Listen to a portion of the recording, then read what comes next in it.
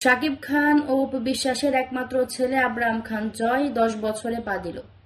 ছেলের বিশেষ দিনকে ঘিরে আবারও একসঙ্গে দেখা গেল এই জনপ্রিয় তারকা জুটিকে। সামাজিক যোগাযোগ মাধ্যমে রোববার থেকে একটি ভিডিও ভাইরাল হয়, যাতে দেখা যায় শাকিব অপু তাদের ছেলেকে নিয়ে ব্যস্ত। একসঙ্গে রয়েছেন শাকিবের পরিবারের সদস্যরাও।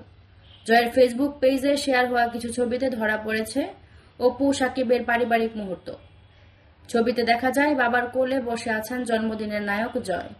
সামনে রাখা জন্মদিনের কেক, পাশে মা অপু বিশ্বাস। আনন্দ ঘন এই আয়োজনে পরিবারের আরও সদস্যরা উপস্থিত ছিলেন। ছবির ক্যাপশনে লেখা হয়েছে, ধন্যবাদ বাবা ও মা, ভালোবাসি আমার পরিবারকে। মুহূর্তের মধ্যেই ছবিগুলো ভাইরাল হয়ে যায়।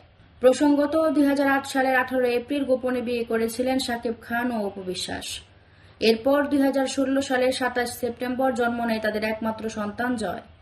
জন্মের কয়েক মাস পর ছেলেকে প্রথমবারের মতো প্রকাশ্য আনেন অপু। এরপরই শাকিব অপুর সম্পর্কের মধ্যে দূরত্ব তৈরি হয় এবং অল্প সময়ের মধ্যেই আলাদা হয়ে যান তারা।